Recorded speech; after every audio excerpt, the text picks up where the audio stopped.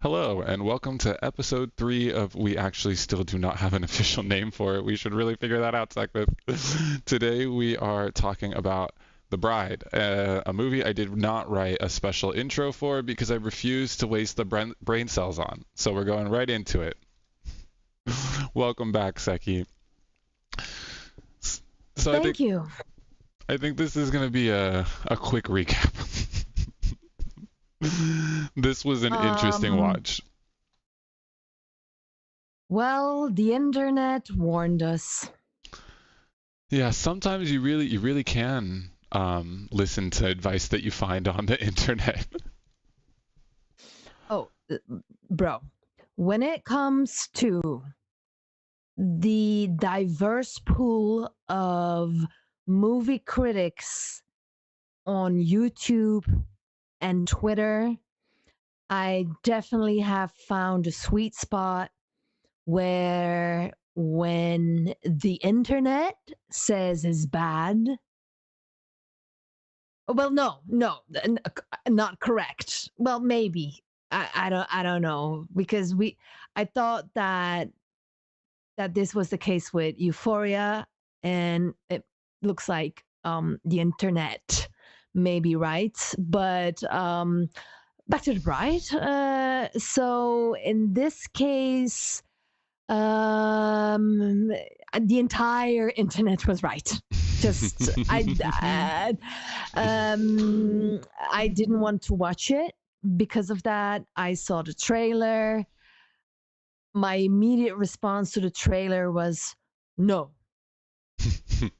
And then when I have that gut feeling of no, I usually listen to it, but for the sake of this podcast, I suffered through 2 hours of migraine inducing bullshit.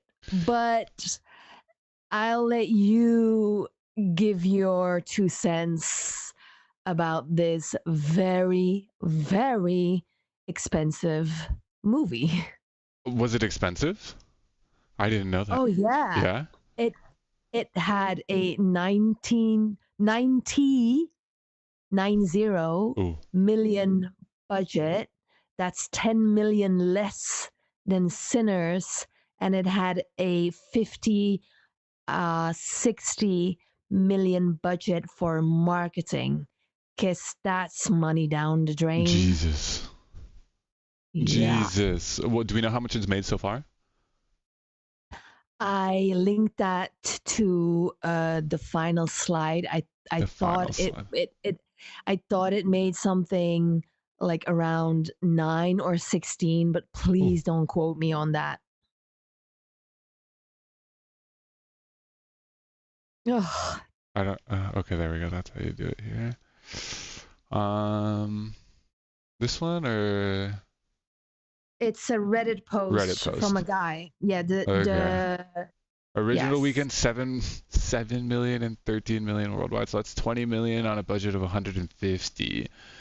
Yikes. That Yeah. is unfortunate. So Yes. here's my thing. I want to like this movie, Uni. Like there's everything.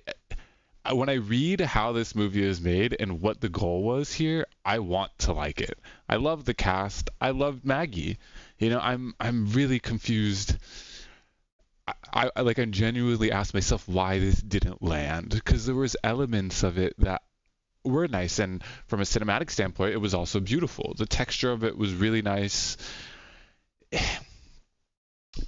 I think it's just timing wise, on the back end of like of the hyper woke movement, this half-assed approach at like this feminism storyline just didn't land. I didn't understand at all for a good chunk of the movie why she was schizophrenic.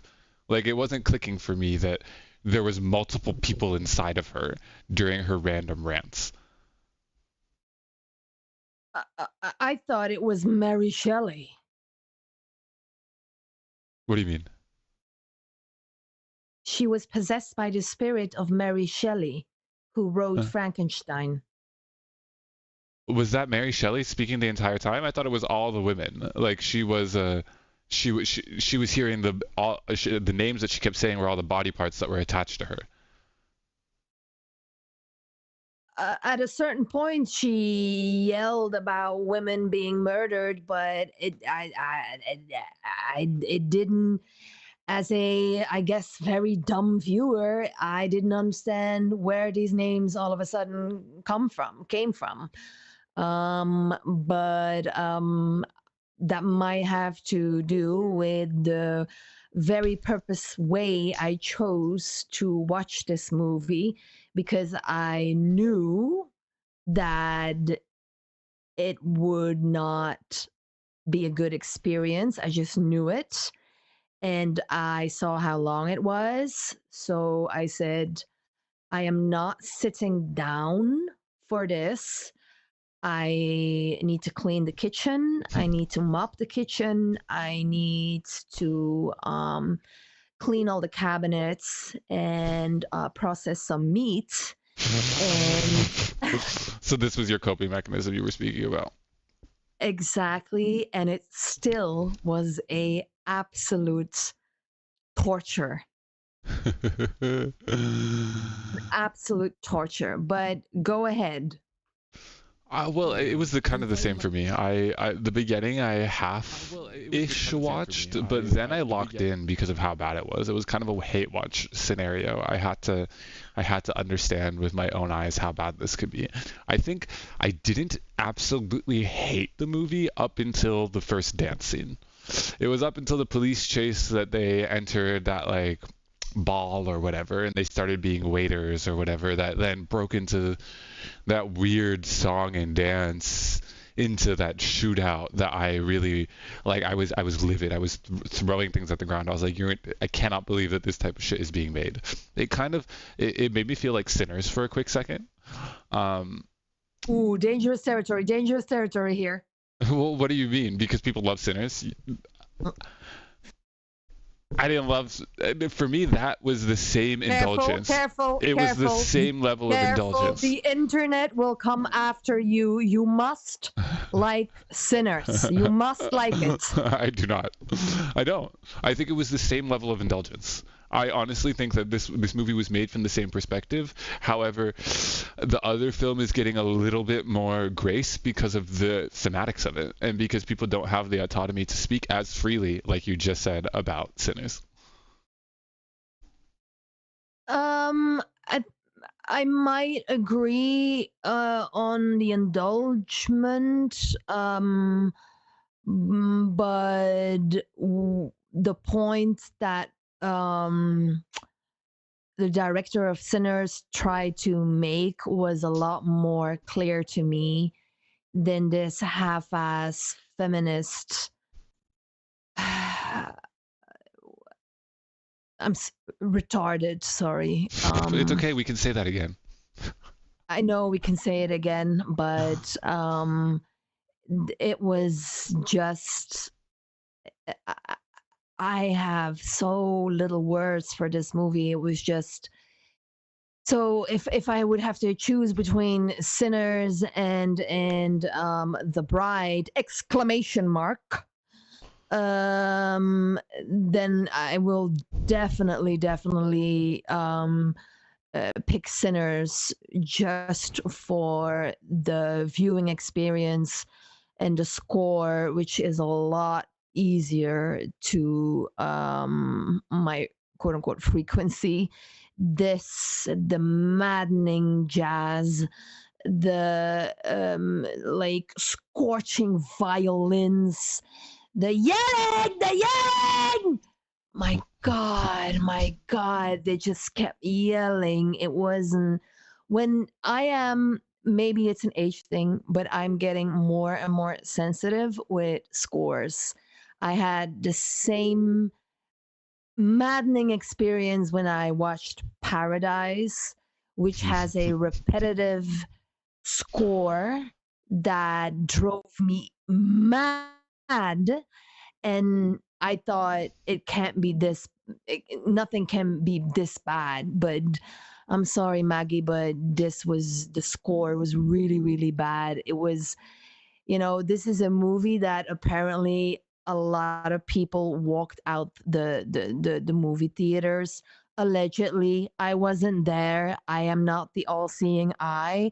I am not psychic. I don't have a glass bowl where I can see everybody in the world leaving the theater. But I sure as hell can imagine it. Saw, I was watching while doing a lot of stuff, and I immediately felt like, thank God I'm doing something, because if I would have paid for this movie, went to the theater, paid the expensive tickets, then a drink, then some popcorn and a snack, whatever, that's a very expensive night for a maddening experience that it was just very, very bad. It was all over the place. Like, the critics were kind of soft in a way on her because she is a female director,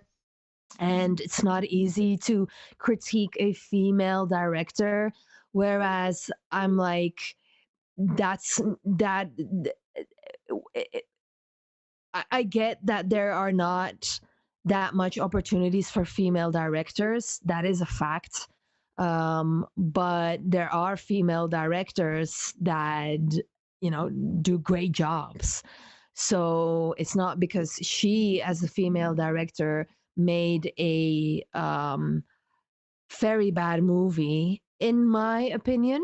There are people who apparently loved it. I watched some, or I read some Rotten Tomatoes reviews. So I was actually surprised how many positive comments there were, because I was like, is this a marketing campaign all of a sudden? Did somebody push comments to up the score?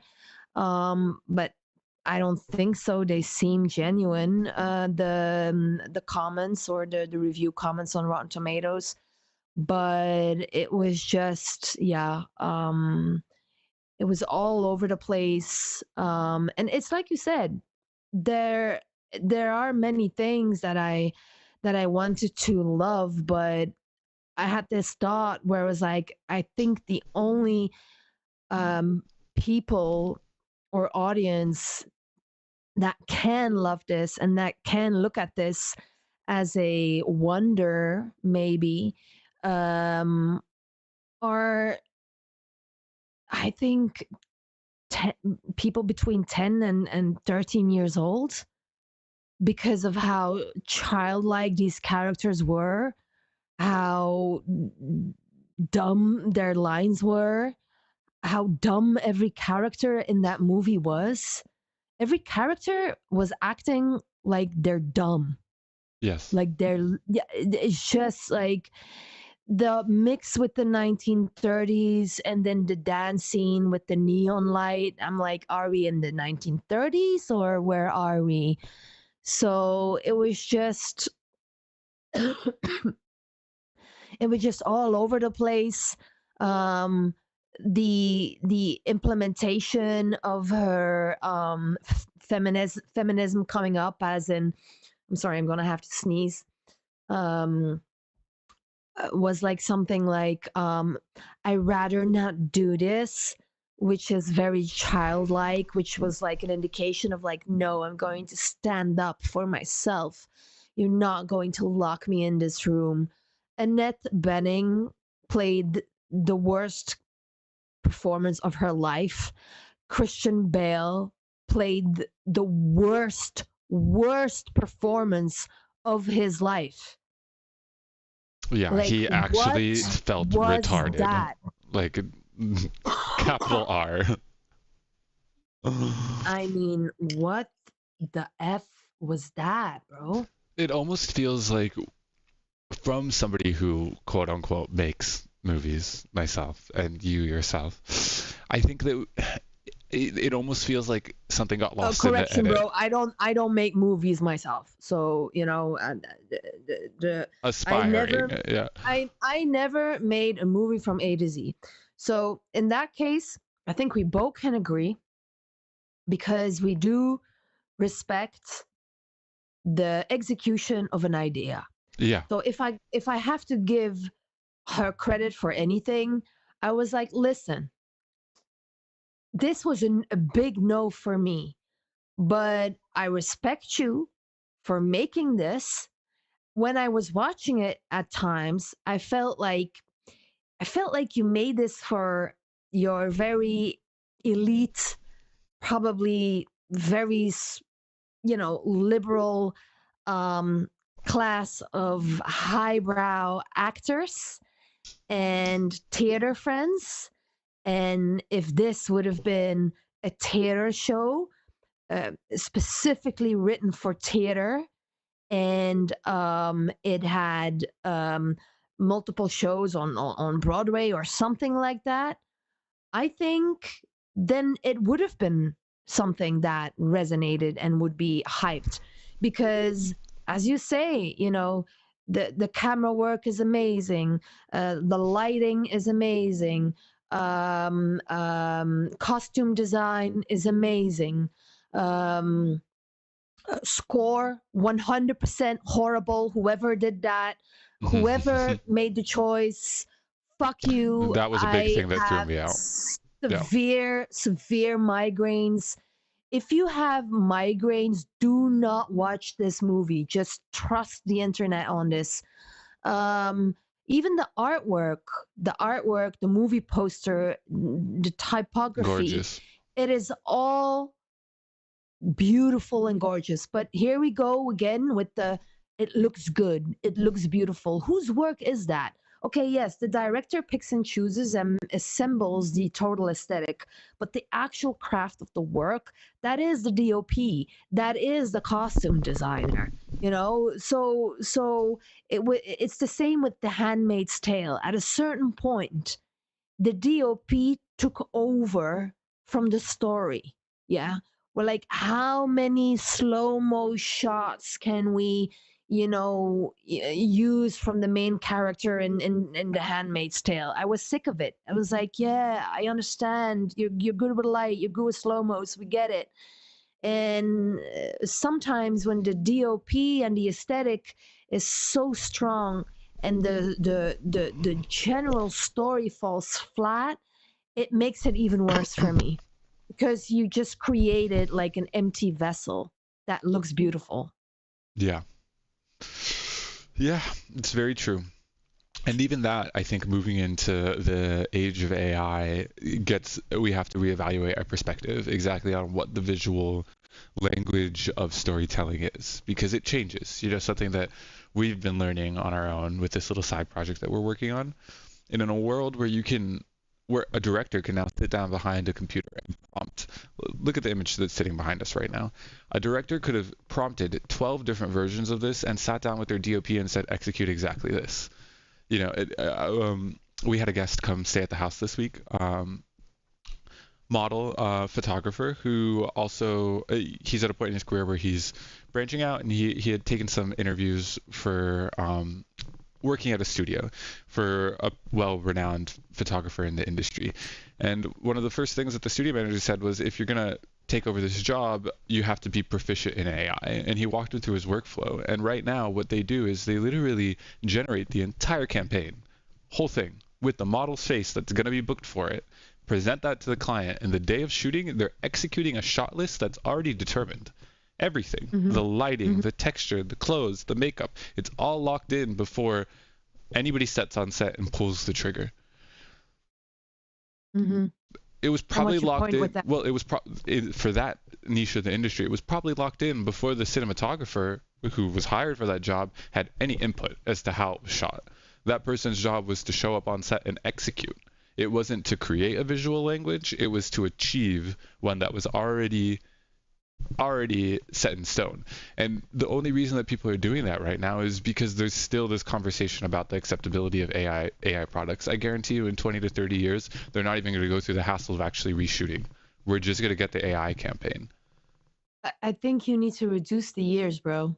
I mean, with Ben Affleck, his company that is specifically catered to AI in movies, it's going to be 5 years, not 20 to 30 years, bro. Had we had this conversation a week ago, literally a week ago, I would have been a very different person. I, as an aspiring filmmaker, at the age of 32, who has yet to bamboozle anybody into financing any of my projects to finish, have been able to, with Higgsfield and the combination of all the different AIs that they have in there, push an idea farther to fruition than I have ever been able to. And I've had such an interesting process doing so, Uni. Seki, it has been absolutely insane. My bad. Yeah, well, I don't think I think the Gyllenhaals are purists. I don't think AI had anything to do with this. I think this is a lot of like old school filmmaking, and all that, absolutely has my respect, absolutely. But this whole feminist story that was pushed just really didn't resonate. It just didn't. It's probably also, timing does have timing. The zeitgeist is changing, and it felt very woke, and the woke ideology is just diminishing because how far left it went.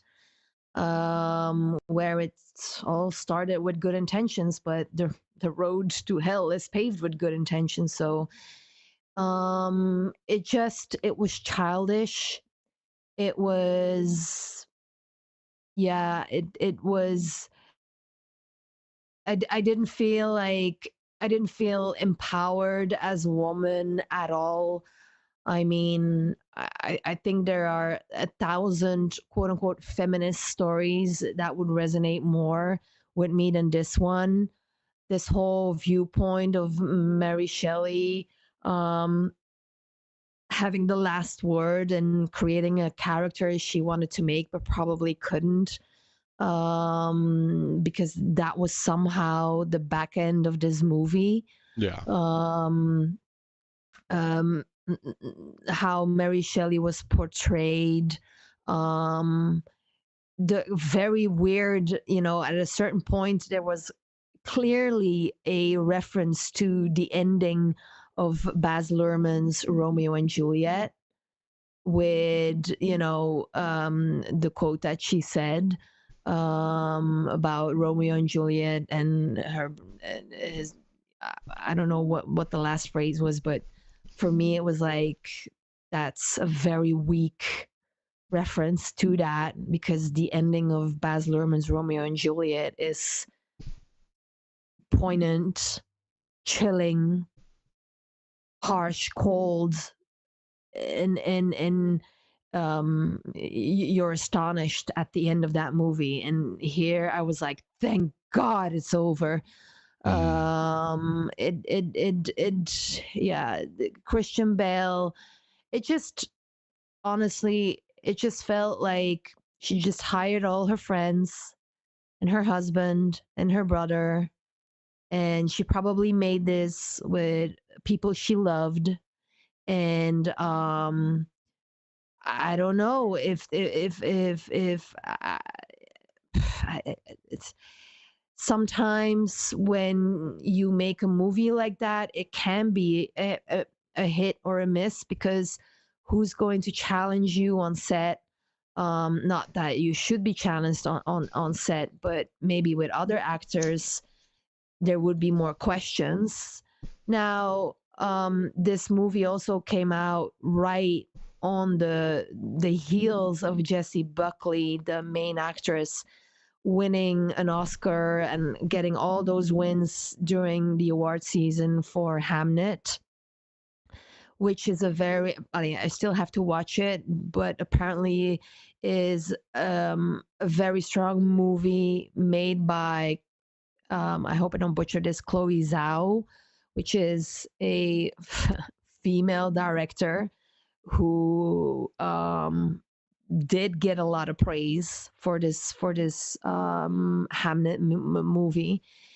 And then it felt like, oh, we're going to release this movie on the height of Jessie, her success, but it was very clearly that the movie came out and the promo was done and it fell flat. It didn't resonate. It wasn't, there wasn't an afterthought.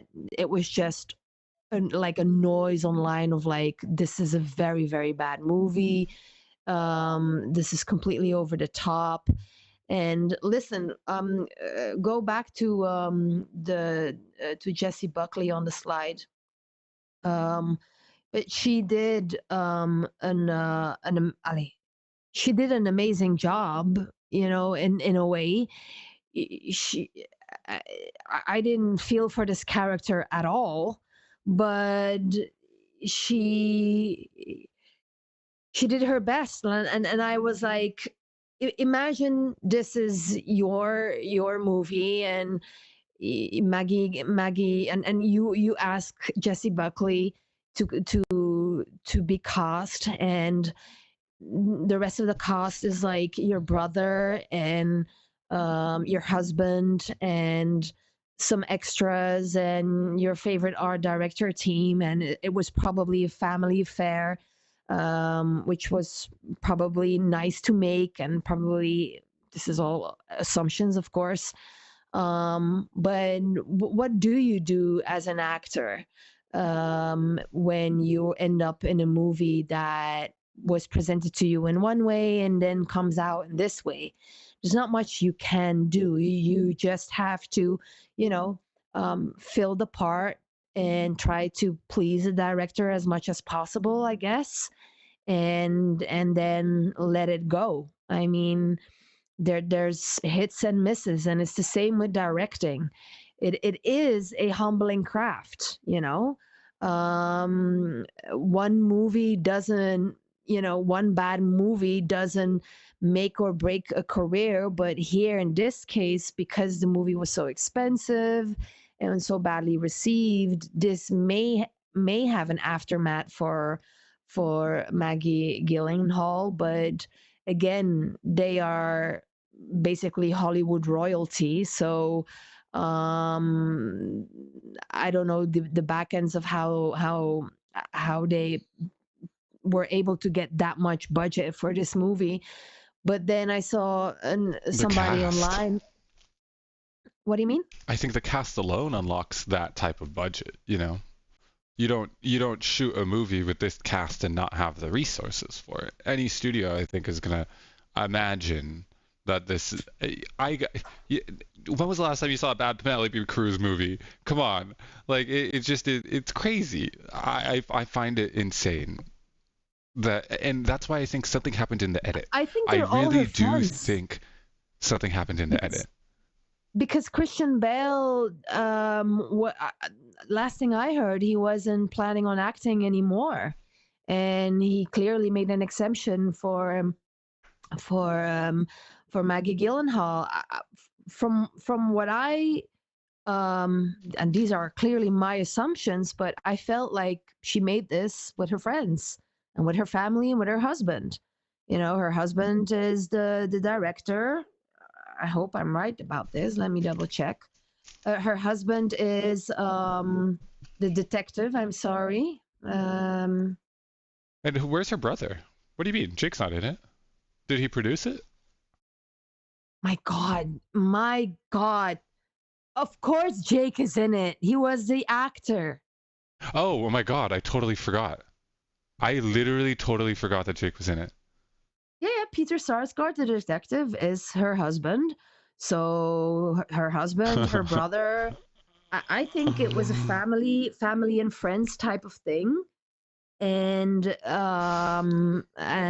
she probably casted Jesse Buckley. Again, all assumptions. But yeah, you know, it was just it was a mess. It was just an absolute total mess. A beautiful A mess. A beautiful beautiful mess. mess. A beautiful mess. And yeah, let's take a second really quickly to connect a conversation that we seem to have throughout all the episodes. How in the world does this woman still look like this? You have to, because I didn't look into this movie at all. I didn't look into who was cast. I didn't look into anything. It was about halfway through the movie that I asked, like, who is this actress? Because it cannot be Penelope Cruz. I literally said that out loud. How does she still look like this? Because the lighting is extremely good, and again, it has that old Hollywood lighting. The lighting is very good. There are shots where you can see that she is a little bit older. The neck. Her neck gave it away in a couple of shots. And you Oh can my see. God, I didn't even notice that, but thank you for horrifying me. I didn't notice. I didn't look at her neck at all. But yeah, that role was dumb. 100%. But she carried Just it. dumb. She carried it. It was cute. They I all didn't carried it. They hate all her. carried it. Yeah. They all came on set, and they were all like, "We're gonna make this movie for Maggie. We love Maggie, and her, and that's that." but and they probably were convinced that this was, you have to imagine you're on the set and you see the grandeur of it all. You probably think that, listen, this is all going to come together because it looks so good, it looks so grandiose. Even while shooting this, it had to. But then, the story fell flat, the tempo fell flat. The At a certain point, Annette Bening was like saying something like, "Show me your cravat," something like that with the word cravat, and I just started laughing. I was like, "This is." And then, the Rand speech, a bambocious, a balocious, the like three words with a B, from the bride, where I was like, oh my god, what this? It just, I really tried. Sometimes I was standing still to watch what was going on, but then the Bonnie and Clyde references would just made no sense. I didn't feel for these characters at all. I wasn't worried that the cops would find them. I was more like, please find them and kill them. And then Oh my god. the ending was like so set up, like it was like they were all convinced there would be a sequel. Yeah. Oh my god, could you imagine we get a part two of this? There's no way there's going to be a part two of this. But then again, and just like that, had 4 seasons. And it's Yeah. also, and it's, HBO picked up this movie, and from what I read, this movie is being appreciated through streaming, which riddles me because it was just as nauseating and migraine inducing. Again, gonna have to say that over and over again, so for the few people who listen, make sure your sound bars are low, because your sound frequency will be so disturbed. Yeah, it's just, yeah, the constant yelling, the childish conversations, it's just, it was bad, bro. It was really, really bad. I never want to sit through such a horrendous experience again. Like, this was real torture for me. Yeah. Yeah. It was definitely not my favorite film.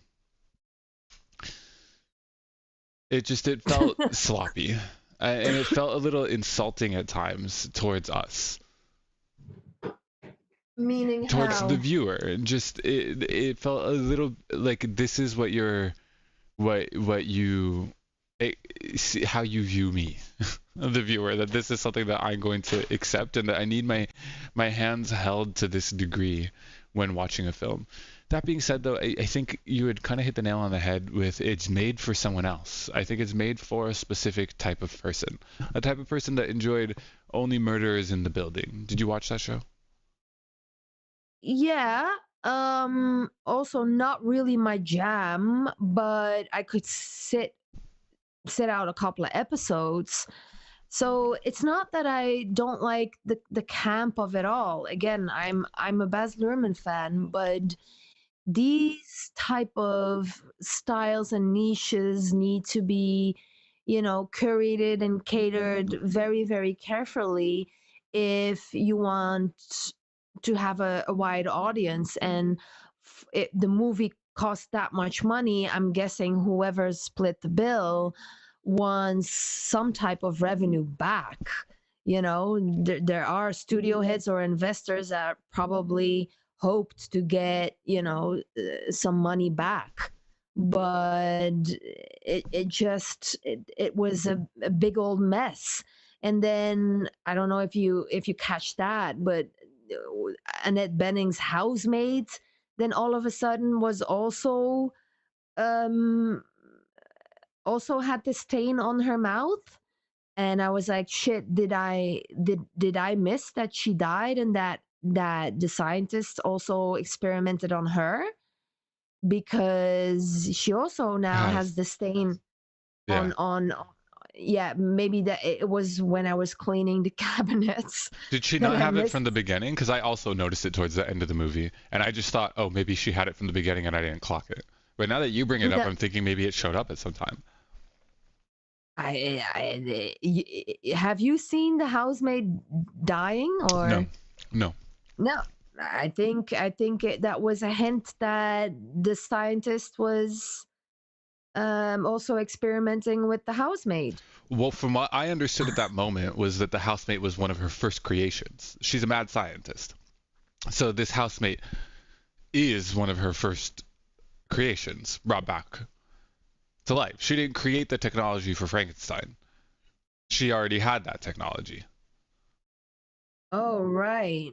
Let me double check here. Um um I can skip through it rather quickly.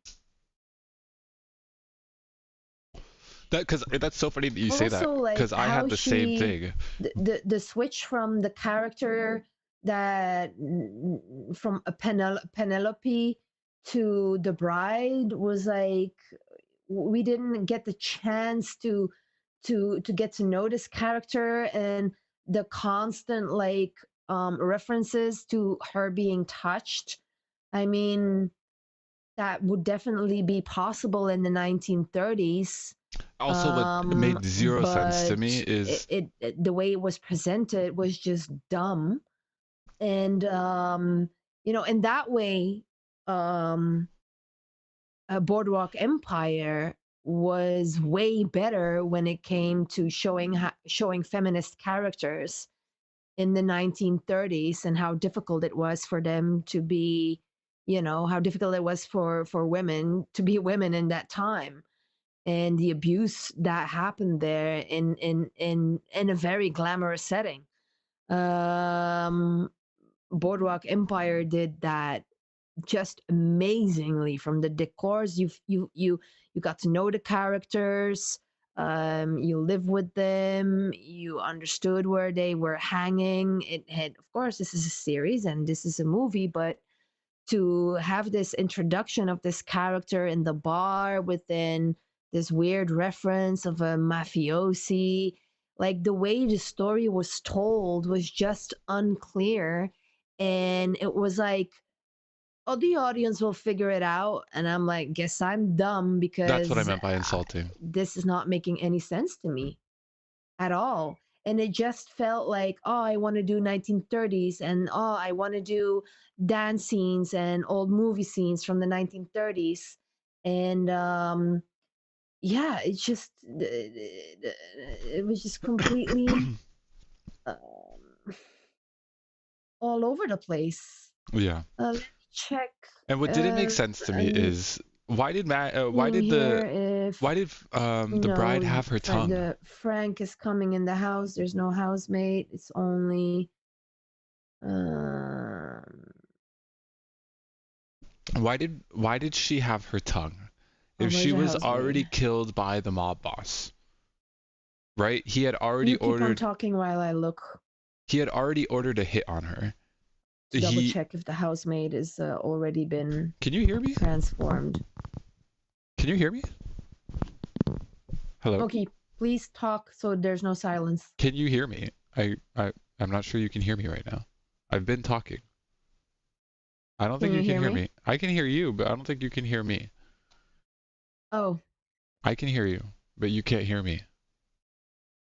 Can you hear me I now? probably can't hear you because I Yeah. muted my sound to scroll through the movie. I'm sorry. That's exactly it. Yeah.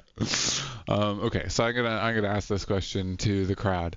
I'm not understanding why she still had her tongue, because if she already had a hit taken out on her once by the mob boss, whose MO it is to cut people's tongues out, how did she end up with a tongue, and how did he then order a second hit for her tongue to get cut out? Plot hole. That doesn't make any sense. Another thing for the assistant, the like maid, is that at some point she represented a political movement, right? Like a movement that all the other women in the city started to follow, and they also adopted the makeup look of the black stain on her mouth. So maybe it signified that that movement had reached so far, and that the housemaid also was representing a part of those oppressed women. Oh, right. Maybe that is it. Yeah, because that was such a ripoff of the Joker in a way. Yeah. Yeah, there was a It lot just of it that it felt didn't like have the gravitas for me as a viewer to then believe that the entire city of these women are just all, that for me was the part that becoming standing up and crawling on cars and the dry crawling humping. on the car, the dry humping the window was the thing that got me the most mad. I don't know why. That scene offended me so much. Yeah, it was at that point I completely checked out, and I was like, that Joe Pesci meme, like where he looks around and is like, "What the fuck is this shit?"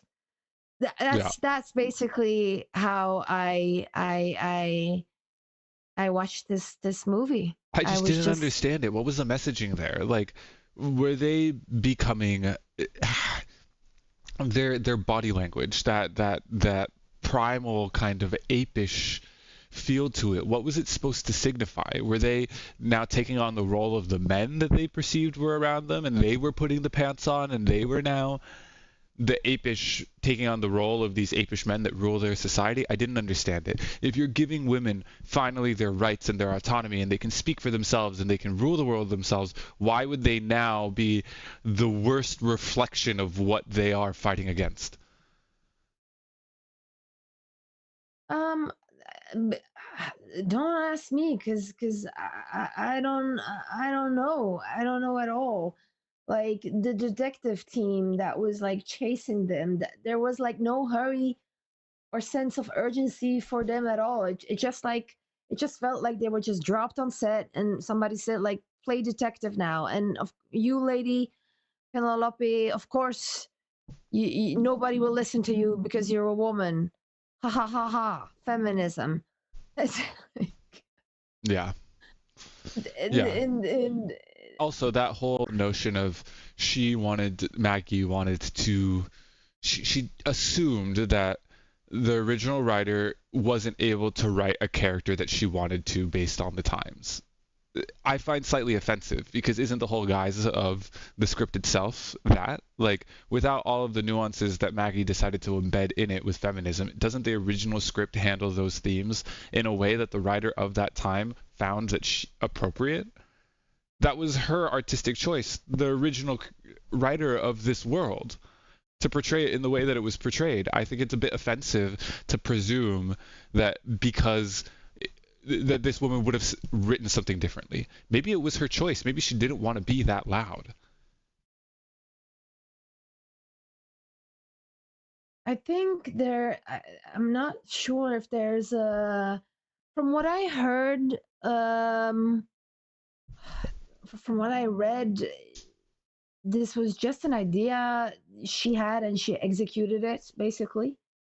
But that's the writer. I mean, back in the day, which in itself in the 1800s uh, is quite bold Yeah. to do.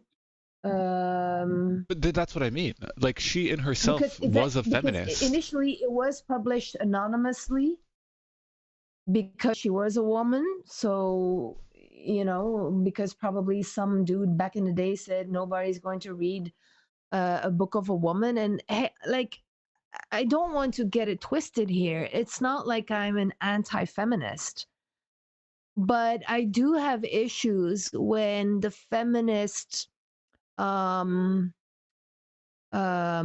line is being drawn in a way where there is no where it's being presented as women are still suffering, and there is no evolution. I or there's no progress, and women have no rights, and women still have it bad. And of course, these rights have been fought for, and they need to be guarded. And we need to be, quote unquote, woke about that. We need to be alert about that. But the constant hammering is also tiring, and for me fuels an anti-feminist rhetoric, where you draw more eyes as a female director making a feminist movie that then bombs, where people are like, well, here you are, female director with a feminist storyline, guess that didn't work out for you, did it? So it's like, I felt like the the backstory and the intention of the movie was so recklessly dumb and overly simplified in a way that it just didn't resonate. It didn't feel empowering at all. Then I'm like, what is it with that scene, how she died? I felt like this felt more like a director's wet dream. Like, I always wanted to have one of my main characters, die a violent death and shoot that, you know and when it comes to epic deaths, even Sinners kind of failed for me, that and the ending. When you have epic deaths that are hyper violent, the story needs to be so good that you accept that. Where, for example, when Denzel Washington dies in Training Day, or he dies in um, what is it? Man on Fire. Now that these are violent deaths, and that the death is drawn on, and that really resonates because you felt for these characters. But here it was just like, okay, guys, let's wrap this up. Bullets ready? Yes. Speed ready? Yes. We're gonna get this nice little slow mo here and shoot the bitch up. I was like, what is this? I mean, uh, what's the Al Pacino movie? Hello to my little friend. The death scene. What is it? Scarface? Hmm. It felt like the movie references that she took were just all, like you say, indulgent. And I don't mind the indulgence if it makes sense, but it was just all indulging scenes, the dance scene, the car chase scene, the old movie scene with the dancers and the black and whites, the 1930s. It was indulging, and then, but it didn't make any sense. It was hard for me to stay in that world, even though that world was screaming at me to just trying to draw me in, and it was impossible. It was just like, that's why it felt like it's it it's too theatrical. This should have been something for the theater, and I think a lot of people would loved the dramatics of it. But here, for me, it completely fell flat. And if you then have that migraine inducing sound in a theater with an orchestra behind it, I think it would have resonated a lot more. It felt very theater kid to me. I was like, this is probably something that character from Euphoria would have made. And if it would have been presented in Euphoria and we watched it, we probably would have liked it. Yeah. Just like we liked that, the scene in Euphoria in the theater. Hmm. you understand? That's how childish it felt in a way. And I feel really, feel really bad because, again, it's easy to hate on people who do. And regardless of their position, it's still very difficult to get movies made, to assemble the money, no matter who you are. And yes, you may like rise to the ranks as in your industry, but you know I'm pretty sure they would look at her sideways for quote unquote failing. Then again, failing is a learning experience. So Fail I upward. mean, I can only imagine as a director, and you put something out that you put your heart and soul in. And let's be clear, the director, Maggie, put her heart and soul in this. There's no question about this. You see the work and the effort in this, but unfortunately, it's a mess. It's just a mess. Yeah, I think for me the disconnect lies in the original messaging, and I keep harping on this notion of what she said about how she wanted to create a character that Shelley, she took on the mindset of what would Shelley have written had she been able to of that time frame. And I think that that's the big disconnect, and that's why the film itself feels so indulgent and somewhat offensive. From what I understand in the original works, Shelley made the choice not to have the bride come to life because of the concept of the patriarchy. It was a choice to not allow the doctor and Frankenstein to create this woman in their image. And she then decided to do the exact opposite. That is Gyllenhaal.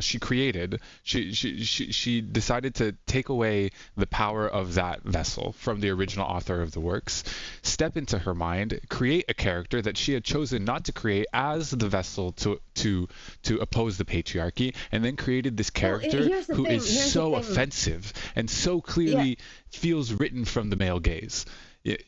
Well, here's the thing. So, apparently Maggie was inspired by Mary Shelley's the original novel.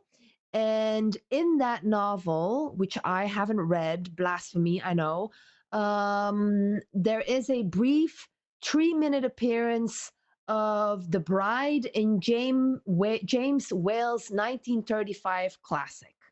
Yeah. And the Maggie wanted to put the story back into the creator's hands by imagining what wild, dangerous things Shelley really wanted to say. But again, these are assumptions, and No, it's no, no, like, but that's the thing. That's what I'm saying, Seki. Shelley didn't want to say. Shelley never let the bride come to life. And that was the vessel that Shelley chose to oppose the patriarchy. She didn't allow these two men, Frankenstein and the doctor, to create a woman in their vision and to usurp the matriarchy and to take on the role of mother. That was a choice that the original author made. In 1935, a man decided to take the work and elaborate on it and create the actual bride. But Shelley herself chose never to give men the power to give a woman a voice. right. What Gyllenhaal did differently in her film was make the doctor a female. So it's no longer a man that's taking on the role of life giver and mother. It is still a woman that's giving life to this woman. But that doesn't change the fact that the original author said no. That was a choice that the original author made.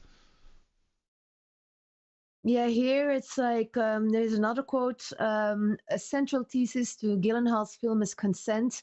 I can't make a movie about the Bride of Frankenstein without consent being really on the table because she fundamentally has no say in it. So yeah, there was a lot. So it's And weird that to it's that weird whole to narrative make that about statement. But then also what? it's weird to make that statement publicly, but not to acknowledge that the author of this work had no consent into this hodgepodge that you made. Yeah, I it's wonder what Mary Shelley is saying from the grave. yeah. I mean, I think the assumption that women from a different time are secretly all feminists, I think I think that is a big assumption. I think there yeah, I mean, there are a lot of women, even till this day, who carry more conservative values, and maybe that is less viewable or seen in Western society, but it sure isn't in other cultures and other societies outside of what we know as the Western world. You'd be surprised how conservative women still can be. So Oh, this I'm not surprised at assumption, all. I I mean, actually, yeah, no, I'm yeah. not talking to you. I'm Oh, just talking like in general, and it feels like sometimes, you know, uh, um, to use your words, like I feel, but maybe in a different way. I feel like sometimes people in Hollywood do live in a vacuum where they think the entire world thinks like them. And for this movie, the story about consent, it just felt completely flat. Like, and I do think that is to this day in a very important topic. In my country, a guy was recently convicted. A student was convicted because there was no clear consent, and it was seen as rape. Where, when you're young and you're students and there's hookup culture, sometimes things are in between the lines sometimes, and clearly, till this day, consent is something that needs to be spoken and clearly communicated, because if not, as a guy, you risk being jailed or convicted. So it is a very important topic. And again, I welcome any type of story about these types of stories where the line between consent and being a feminist and standing up for your rights as a woman and having agency as a woman, there are still 1,000 stories to be told, that it's not layered as thick as it was in this movie.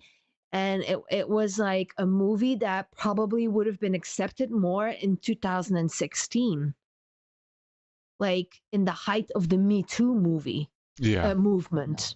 yeah. So for me, this is like, if this is your messaging in 2025, which was when the movie came out, I think, um, then you are living in a vacuum, because the zeitgeist has evolved in where this type of messaging needs a lot more nuance, I guess where in order for that to be true, we have to acknowledge the reality that it's possible that we live in a vacuum as well, and we're not the target audience. Maybe there is people that still need this. Maybe there's, eh,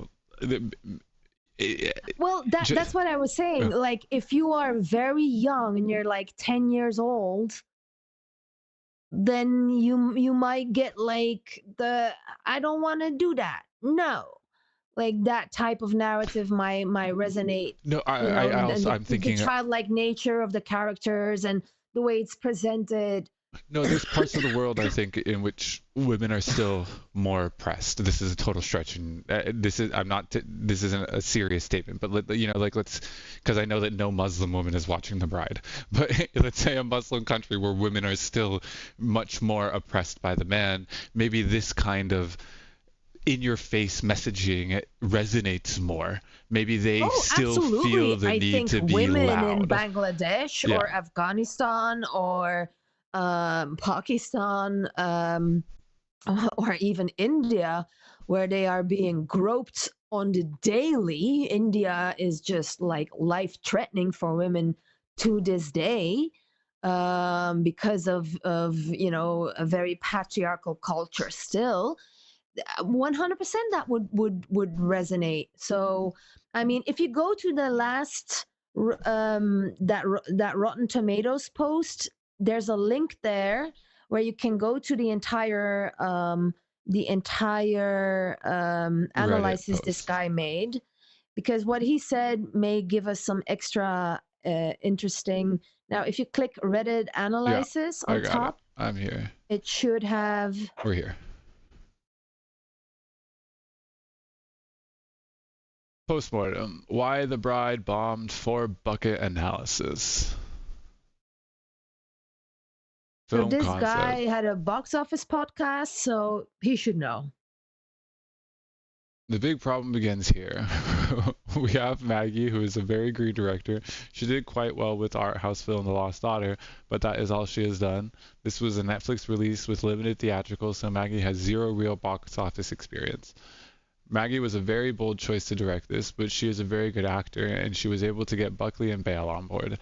This was definitely a package deal once she had the cast locked. I think the production money probably followed soon after. Yeah.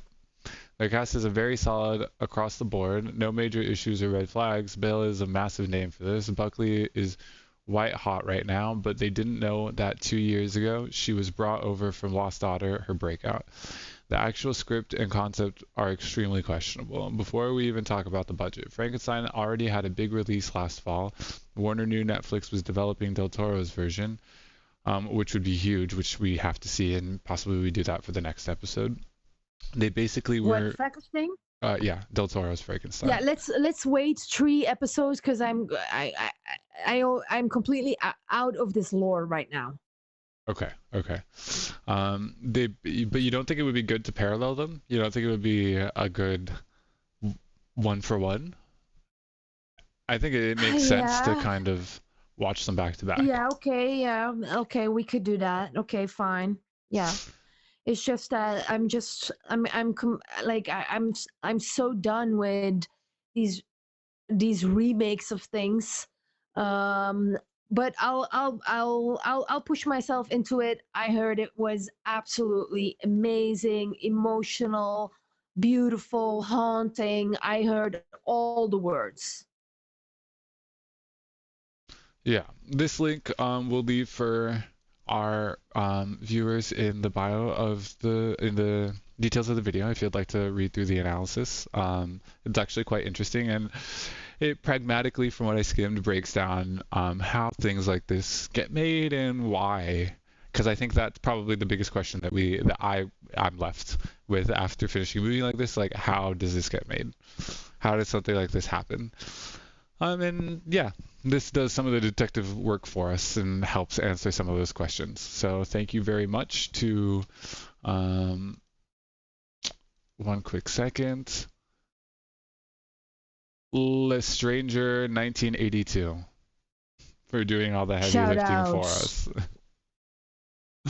Big shout out. Thank you for that breakdown. It was very helpful for us nitwits. Um, but yeah, yes, the timing was not in her I favor. think you made a good point. Um, Had this come out in the peak of the Me Too movement, I think this would have been very well received. Very well. People would love this. People would have loved this. And again, it's not that I don't respect the topics and all that. I don't want to sound like I'm a total anti-feminist because I'm probably the most feminist person that I could be, but I'm quite chill about my feminism, you know. And I'm really about, equality is equality, like as a woman, I trim my own fucking hedge and I mow the lawn. I don't expect a man to do that. I want to be able to do that. So when it comes to that topic, although I appreciate when a man does it, let me be clear, but so it's not that I want to shit on this feminist message, but a lot of this feminist messaging becomes ideological extreme left, and that's where, as somebody who's really trying to be in the middle where nuance and logic and reason is, these types of movies absolutely don't help with the feminists cause at all, Yeah, in my opinion. yeah, I agree. So I guess let's wrap up the review of this movie. I think it would have been a great Bollywood movie, but on a Hollywood scale of what did we decide to do? Was it 1 to 10? No, we decided we're doing 100. 1 to 100. So what percentage are you giving this movie? I'll give Eesh, it yikes. 50. I'll give it 50 for effort. I tell you, a couple episodes in, you're gonna really regret the way that you're scoring these movies. You're not giving yourself a lot of wiggle room. I cannot give this movie above a 20%. I'm sorry. Like it just I can't do it. I can't do it. I mean, the I said 50 because it's I get made. it. A for It looks effort. beautiful. It's but as I We're said, it's half-ass. So I mean, I would have to give it 20 if the lighting was bad, if the costumes were bad, if the sets were bad. I mean, maybe I should give 40 because of the score. So the score was horrible, horrible, horrible, horrible, horrible, horrible. Um, it's so fucking pseudo intellectual highbrow. I hate that shit. yeah. Okay. Well, now that I think about 40%. you're locking in at 40, I will raise up to a 30, 30, 35 with what you said in mind. With cast, cinematography, costume design, lighting, general aesthetic of visual world building. You're right. You're right. I'm not gonna a 35. Sure.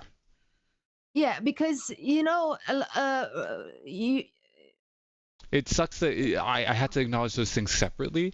I wasn't able to appreciate any of those while watching the film because the a script was normal so viewer genuinely doesn't take bad. that in account. A normal viewer doesn't take that in account, but as people who love to make things themselves on a much lower scale, with our own funds, uh, you know, I don't like hating to hate. I want to sound measured and fair. Um, that's why that's why I give it 40 because I felt I know she poured her heart and soul into that. And that doesn't make a good movie. That's true. I think every director does that. That doesn't deserve at the end of the day. I think your task as a director is to take people away for 2 hours out of their current existence and into a fantasy world. And for me, she failed in that. Yeah. And as a director, that's probably the worst thing you can hear.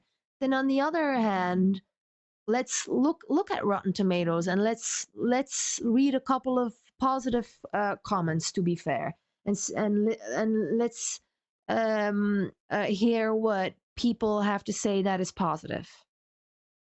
Okay.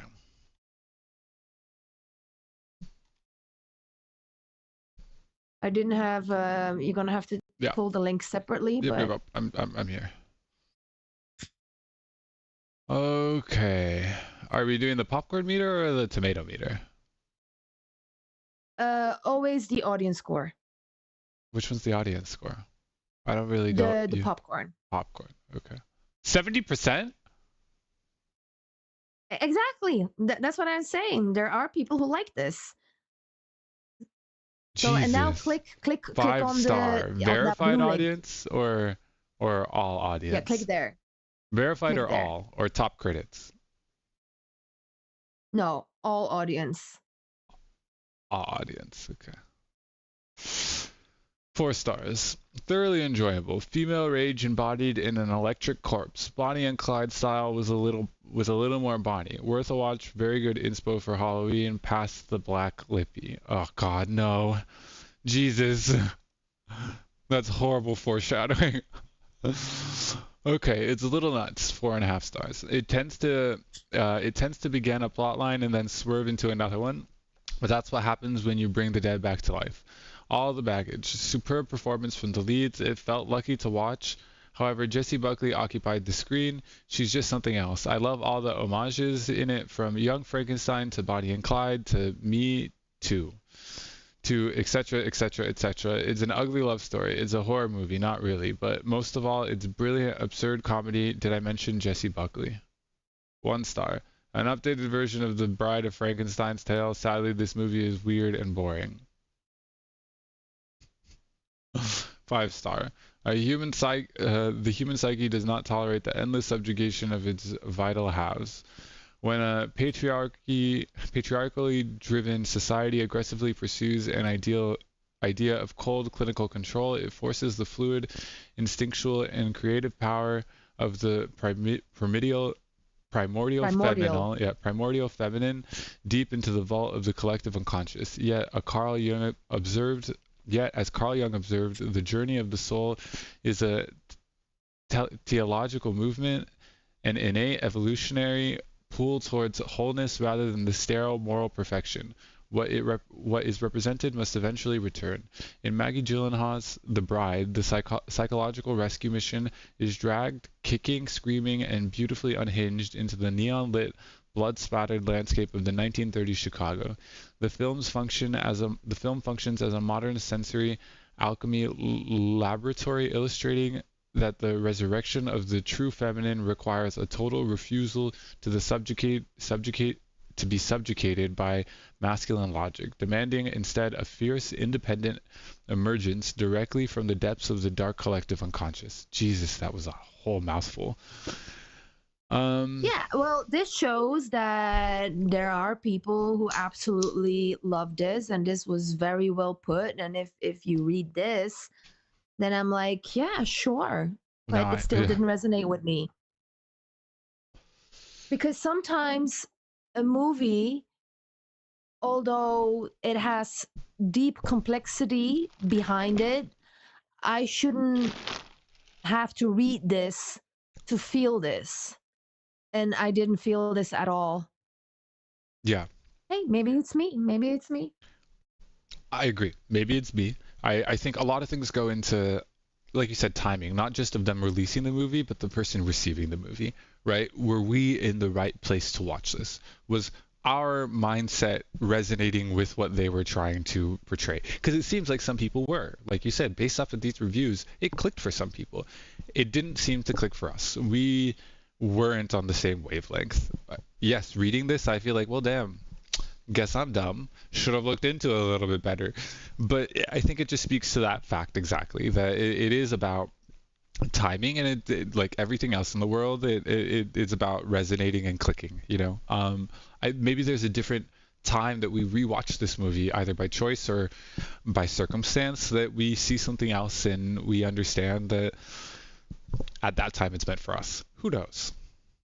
Who knows? But for me, it's a no for a rewatch. Absolutely. I will never rewatch this movie again. I'm sorry, Maggie. I still respect the efforts. Um, Keep on making movies.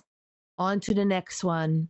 You win some, you lose some, and maybe for them and for her, this wasn't a loss at all. It's not, because at the end of the day, if you make something, you have to stand behind it. It's what you learn at in art school.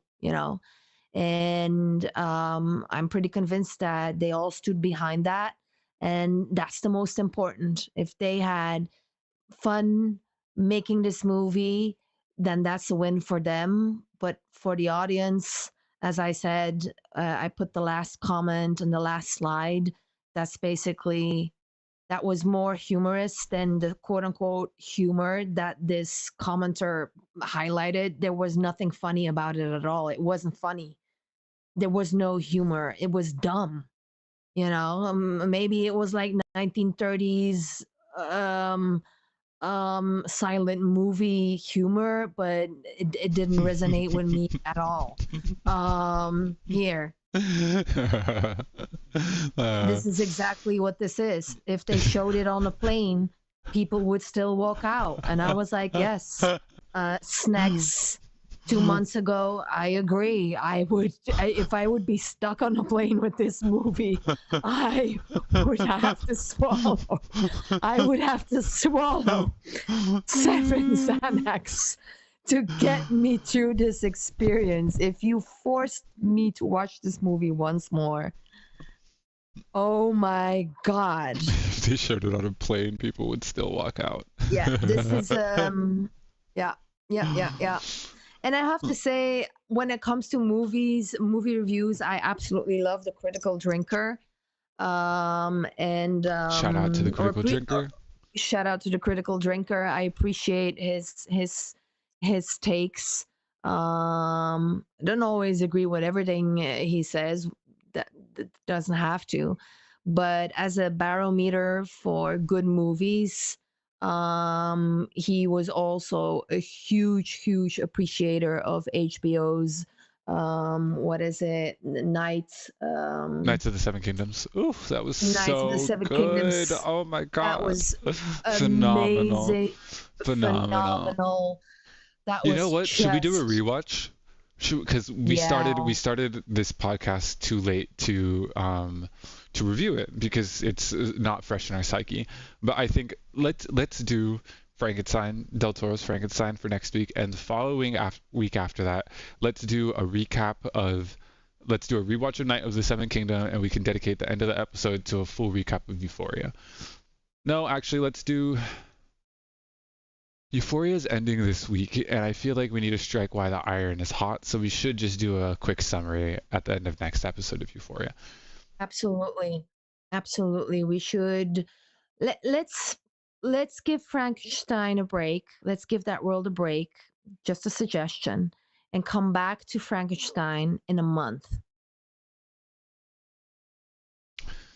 Because right now I am anti Frankenstein. I think it would Mary be Shelley, nice. I'm sorry, but I have difficulties now to put myself in that world again. I think I need if to be it's ready first, for it's that. I need to Guillermo del be Toro. It's not going to disappoint. You know, I think it's going to give us what we want. I have yet to be disappointed in a Guillermo del Toro creation. I watched all of the Netflix animated Troll Hunter series just because he's such a good storyteller. So I think it's going to be a very different world. And I think it's good to again strike while the iron is hot on that one too because it just came out. okay. Just You know. give me 2 weeks. Give me 2 episodes of not Mary Shelley content.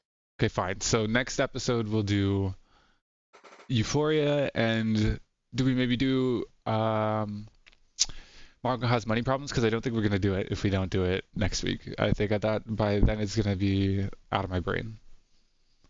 Yeah. I still have to watch all the episodes. Is everything done now? I only Yeah, watched 3. yeah, everything's Okay. done. Okay, let's do that. That will be good. The ending of Euphoria, and then the entire series feedback of Margot Got Money Problems. Margot Has Money Problems. Yeah, I'm gonna have to rewatch it Okay. already now. But actually, that's good that I can binge it and rewatch it as a whole. Okay. So I'll be fresh. Love Elle Fanning. Biggest fan. Thought I was gonna like it. Never mind. I thought I was gonna like the show a little bit more than I ended up liking it. Okay, Um, interesting. yeah. Maybe as a teaser, we can watch the trailer of um the 5th big movie this year, Disclosure. Oh, I don't know if we're allowed to do that. Yes, you're allowed to play a trailer. If it has copywritten sound, we might get flagged. You know, like they might have the license to play a song, but we don't have the license to play that song on our channel. Well, you're not monetized, so it doesn't matter. Okay, yeah, true. We're doing this for the love, people. There's no money involved here. I cannot wait for this. I'm so excited. Maybe I should put my headphones on for this, right? The last one from 2 days ago. Wait. Are they people?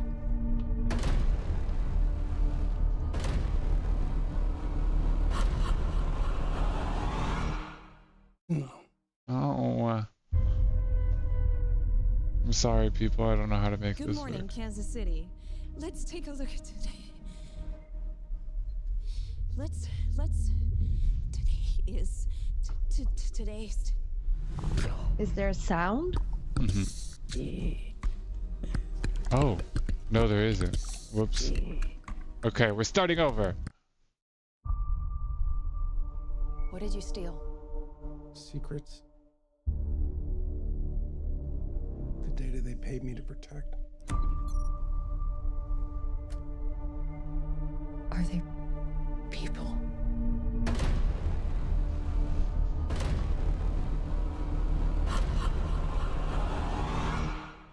No.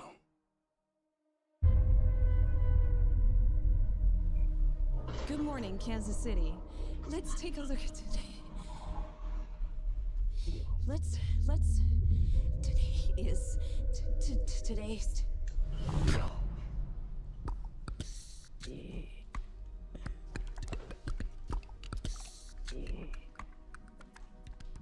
Do you understand what she's saying? I hear her. It's gibberish. I can't understand it. And I can. What's happening to me? People are starved for the truth. I'm a part of it now. I'm just sorry they made you a part of it too. Hello, Jane. Please. Have a seat.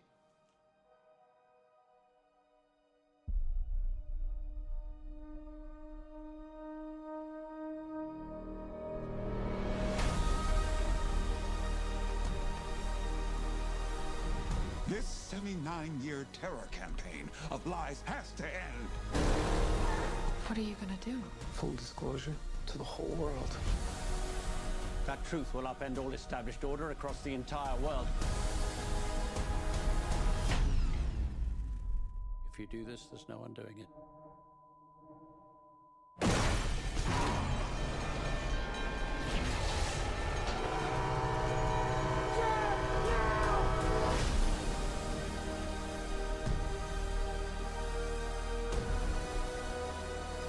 Why would they do this? When the time is right, everything will become clear.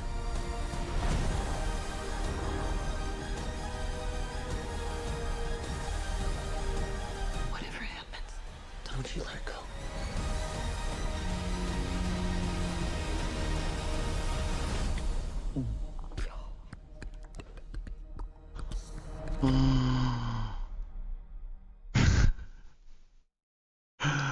That looks so good. What? That looks so good. That looks so incredibly good. I didn't see that trailer yet. That was the first time I've seen it. I cannot wait for that movie. I mean, what do you think? Jesus. And I didn't see that trailer. I saw the trailer where he was speaking, where Steven Spielberg was speaking, which was just as powerful. You know, just the sentiment of him being... I can hear myself through your speaker for some reason now. The sentiment of him being so much more inclined to himself believe in the subject matter than he was when he made Encounters. Right. Yeah. And the way that he implies at the end of the trailer that it might actually all be true. That this might actually be a disclosure film. Well, personally, I think it is. I mean, you know, with the White House and their government/alien page that is now being released, all the hearings that have been going on in the last 2 years with the whistleblowers, you know, the zeitgeist is definitely ready for some type of disclosure.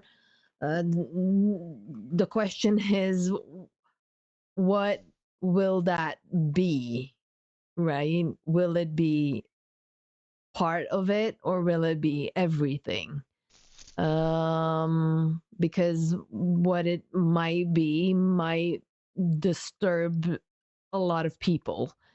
But, you know, I watched some interviews where he said that he really wasn't interested in the topic anymore until the New York article of 2017. which was a